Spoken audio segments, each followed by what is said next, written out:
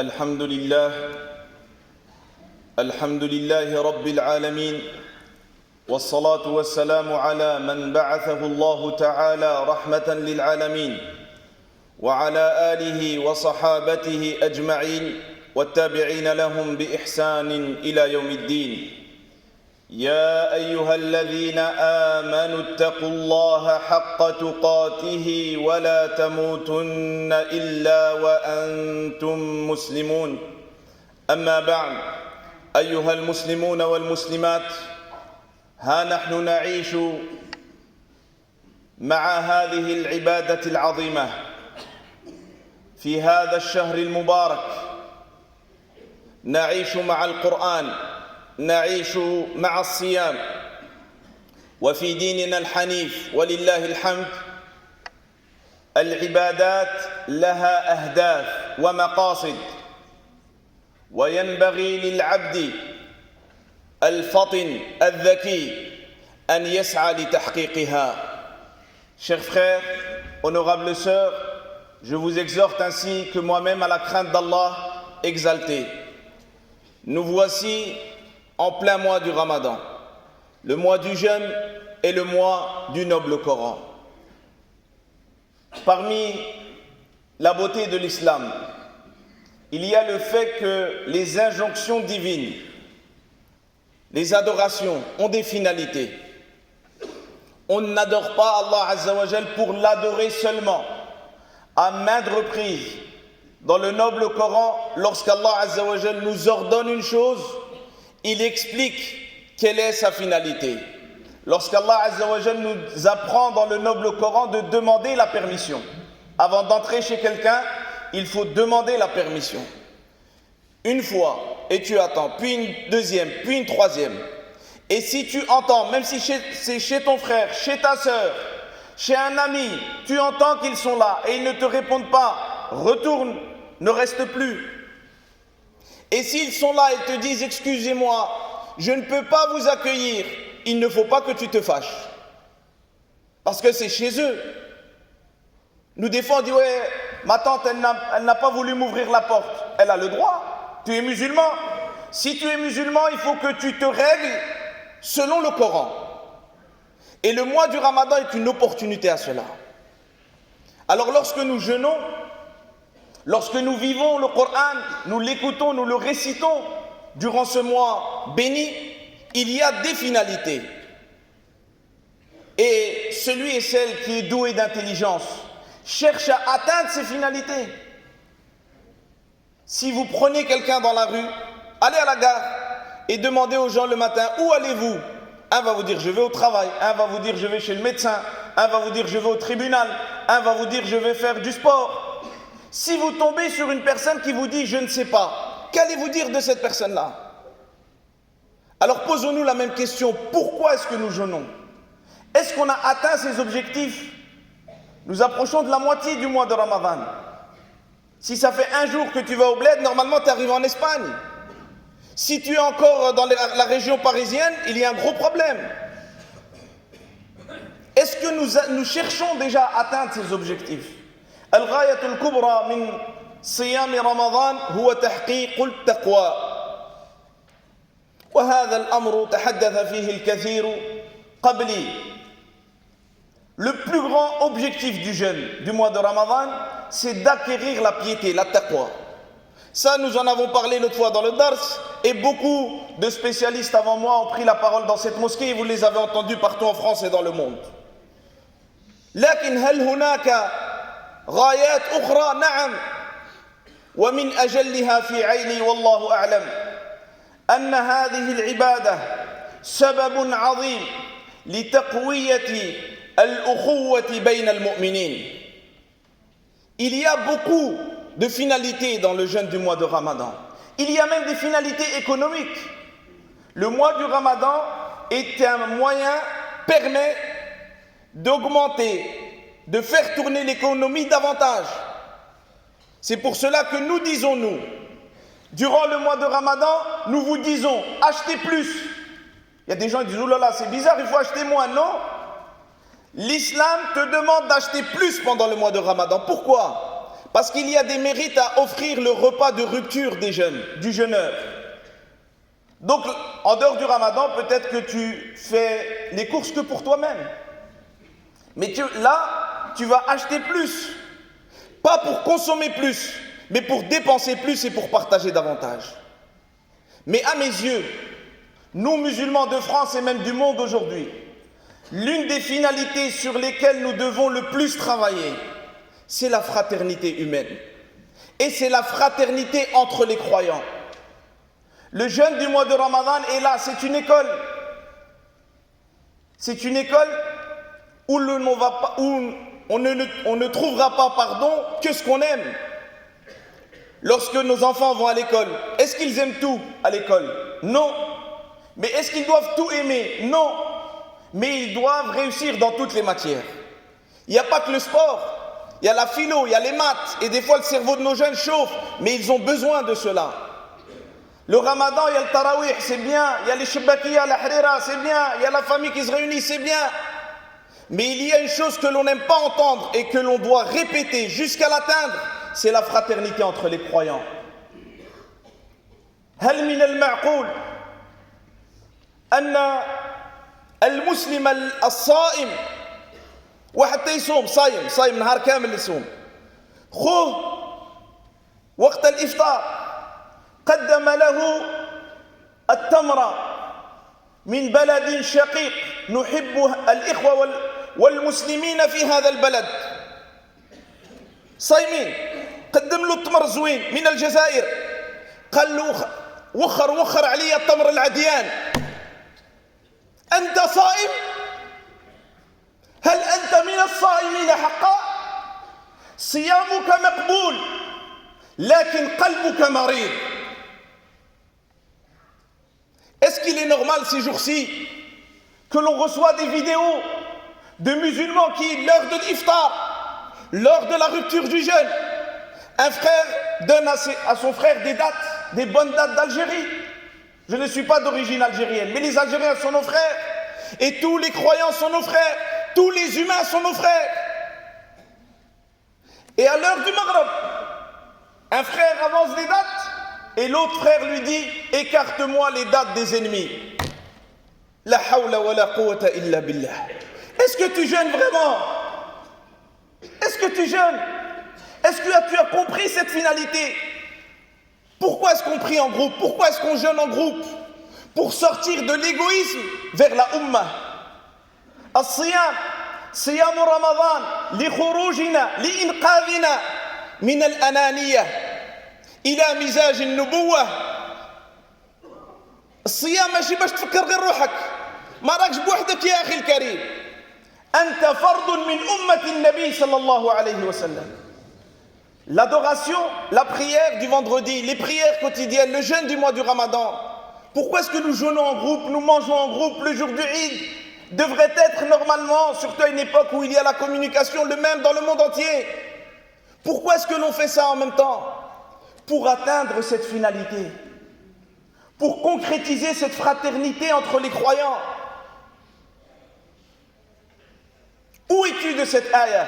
Tu lis Tarawih, tu pleures pendant le Qunut. Mais est-ce que le Coran t'a changé? Le musulman ne doit pas dépasser le Coran. Il doit s'arrêter, il doit freiner. Si Allah m'a dit quelque chose, je dois m'efforcer pour l'appliquer. أين نحن من قول الله تعالى إنما المؤمنون إخوة. هذا قول الله تعالى إنما المؤمنون إخوة فأصلحوا بين أخويكم واتقوا الله لعلكم ترحمون. إنما المؤمنون إخوة. إنما أداة حصر والصيغة هنا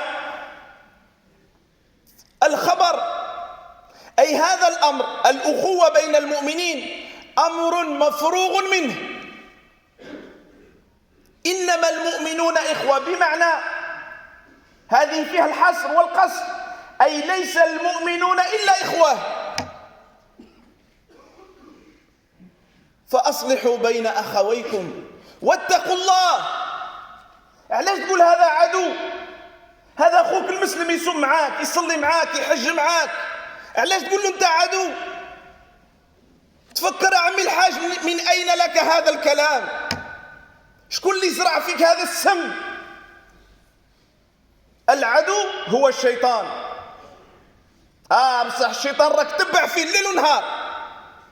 اخوك المسلم من بلد اخرى تقول انه عدو؟ بالله عليك، هل انت من الصائمين؟ هل انت ممن يقرأ القرآن الكريم؟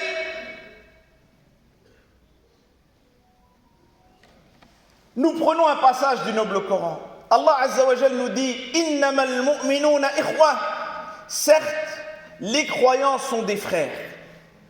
Et en réalité, il est plus juste de traduire certes, les croyants ne sont que des frères. C'est le rôle de innama dans la phrase ici. C'est-à-dire que les croyants ne peuvent être que des frères. Et la phrase ici, c'est une phrase nominale, ce n'est pas une phrase verbale. Et la phrase nominale en arabe est utilisée pour une vérité absolue. Comme si tu dis, le ciel est bleu. Si en arabe tu choisis la phrase verbale, c'est pour une vérité absolue. Quand Allah a dit que les frères, que les croyants sont des frères, Allah, le sage, l'omniscient, a choisi une phrase nominale et non une phrase verbale. Comment se fait-il alors, mon frère et ma sœur, que tu dises de ton frère, alors ça existe beaucoup entre les Marocains et les Algériens, mais ça existe aussi un peu partout. Comment se fait-il que tu dis oui, lui c'est mon ennemi? Qui a dit cela? D'où est-ce que tu as apporté cette appellation? C'est un poison. Tu es en train de semer le poison. Tu es en train de diviser les musulmans et toi tu crois que tu te bats pour une bonne cause. Ramenez-nous du bled, ce qui est bon. Ramenez-nous les dates, les shbakiya, les choses comme ça. Laissez ce qui est mauvais de l'autre côté de la frontière. Nous avons nos défis, nous ici, musulmans français ou qui vivons en France. Nous avons nos propres défis. On a déjà assez de problèmes à relever. Ne nous ramenez pas encore des choses de l'extérieur. Ramenez ce qui est bon, il n'y a pas de problème. Mais ce qui est mauvais, ce qui nous détruit, on l'utilise pendant le mois de Ramadan. Est-ce qu'Allah a dit une seule fois que ton frère musulman peut être un ennemi pour toi? Jamais. Par contre, Satan, Allah a dit, Satan est votre ennemi. Est-ce que moi et toi, nous avons pris Satan comme ennemi? Mais lorsque nous nous éloignons du Coran, nous tombons dans les pièges de Satan. C'est comme ça. Si on ne vit pas selon le Coran, on va vivre selon de fausses règles. Alors le mois du Ramadan, c'est une occasion pour revenir, pour vivre sur ces vérités, les vérités qui se trouvent dans le Coran. Sinon, le jour où nous allons mourir, et on ne sait pas c'est quand, si on n'a pas vécu sur ces vérités, on va regretter. Parce qu'on aura vécu à côté, on aura vécu dans une bulle, on aura vécu dans le mensonge. Et c'est pour ça que le Coran, c'est une miséricorde d'Allah. Parce que le Coran, si on l'étudie, et si on reste modeste, et qu'on éduque nos âmes pour accepter le Coran, pour accepter la Sunna, le Coran va nous élever. Et nous allons vivre dans cette vie sans être trompés. والقرآن الكريم جاء بدعاء عجيب وهذا الدعاء يستحب لنا جميعا أن ندعو الله به وأن نفقهه ربنا لا تجعل في قلوبنا غلا للذين آمنوا. Dans le Coran, il y a des invocations. Ce sont les meilleures des invocations. Parmi ces invocations, il y en a une qu'il est préférable, souhaitable de dire et qu'il est nécessaire de comprendre et d'appliquer. Lorsque nous implorons Allah, notre Seigneur, de ne pas laisser dans nos cœurs une haine vis-à-vis de ceux qui ont cru en lui. Alors mes frères et mes sœurs, nous avons beaucoup de boulot. Il faut que l'on travaille sur nos cœurs et nos âmes. Et là, c'est plus facile pendant le Ramadan.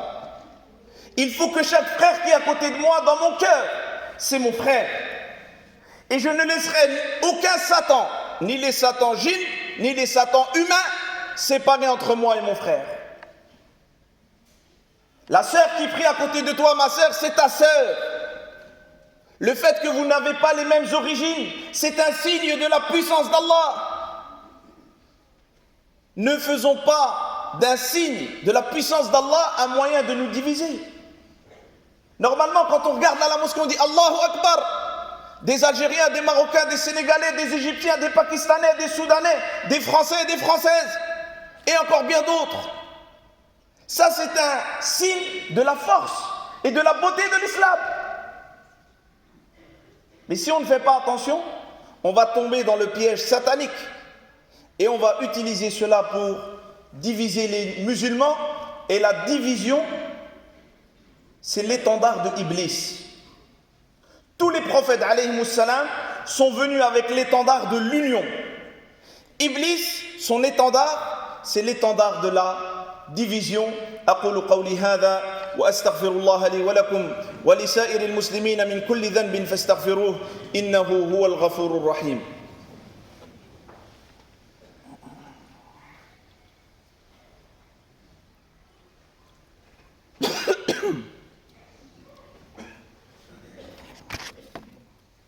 الحمد لله وكفى وسلام على عباده الذين اصطفى أما بعد.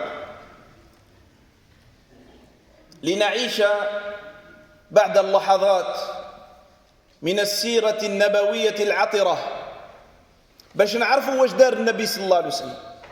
راه ماشي حب النبي صلى الله عليه وسلم يقولوا صلاة السلام عليك يا رسول الله ورانا نبغيوك يا رسول الله. اللي يحب النبي صلى الله عليه وسلم خصو يتبعوه. أروحوا تشوفوا واش دار النبي صلى الله عليه وسلم. أول مشروع قام به النبي صلى الله عليه وسلم عند وصوله المدينة شنو هو؟ ما بناش دارو، بناء المسجد للأمة. لأن النبي صلى الله عليه وسلم عايش للأمة ويبعث يوم القيامة همه الأمة دعاؤه لأمته. فاللي تقرأ السيرة غيتعلم هذا الشيء، ما غاديش يبقى أناني. وكذلك اللي عنده أمه باقية في الحياة يجلس معها. علاش؟ لأن الأم ما تلقاش فيها الأنانية. لذا أوصى النبي صلى الله عليه وسلم أمك ثم أمك ثم أمك. والسؤال من أحق الناس بحسن صحابتي؟ شكون اللي خصنا نجلس معاه بزاف؟ جلس مع أمك غادي تخرج منك الأنانية. شوف الأم تعطي لهذا ولهذا ولهذا ولهذا ما تاكلش، معليش فرحانة كي تشوف ولادها تفرح. Alors nous allons regarder ce qu'a fait le prophète sallallahu alayhi wa sallam. Parce que beaucoup d'entre nous, et tout le monde d'ailleurs, tous les musulmans dans le monde disent nous aimons le prophète sallallahu alayhi wa sallam. Nous l'aimons plus que tout. Alors si on l'aime plus que tout, ce sentiment doit passer, doit nous pousser à l'action. Et l'action c'est son suivi. Dès que le prophète sallallahu alayhi wa sallam est arrivé à Al-Madina al-Munawwara, la première action, avant de construire sa maison, il a construit la mosquée. Il n'est pas égoïste, le prophète sallallahu alayhi wa sallam. Et celui qui étudie la sira avec l'intention de l'appliquer va sortir de l'égoïsme vers l'état d'esprit de la Ummah. Et c'est comme ça que vivait le prophète sallallahu alayhi wa sallam. Une fois le prophète sallallahu alayhi wa sallam, alors que Aïcha était avec lui, il lui a fait une dua, elle était très contente. Il a dit Allahumma ighfir li Aïcha ma taqaddamat wa ma ta'akhkharat. Il a fait une longue dua pour elle. Oh Allah, pardonne à Aïcha les péchés, ses péchés passés et ses péchés à venir et les péchés qu'elle a fait en secret et en public. Elle était trop contente, radiyallahu anha. Et le prophète sallallahu alayhi wa sallam lui a dit oh Aïcha, sache que je fais cette invocation à chaque fois pour ma communauté. Il vivait pour la Ummah. Un musulman doit vivre pour la Ummah. Il ne doit pas être bien si la Ummah ne va pas bien. Regardez ce qui se passe aujourd'hui dans le monde. Regardez comment vivent nos frères et sœurs palestiniens à ces moments où nous faisons nous la queue pour acheter des gâteaux. Regardez eux, où est-ce qu'ils sont, comment est-ce qu'ils vivent. Si le Ramadan ne nous fait pas sortir de l'égoïsme vers l'état d'esprit de la Ummah, je ne sais pas quand est-ce que l'on va arriver à cela. Alors lisons la vie du prophète sallallahu alayhi wa sallam, pas pour s'endormir le soir, mais lisons-la pour l'appliquer et lisons les sagesses des savants. Le prophète sallallahu alayhi wa sallam a construit la mosquée pour que les musulmans soient unis. Et le deuxième projet, c'était la fraternité.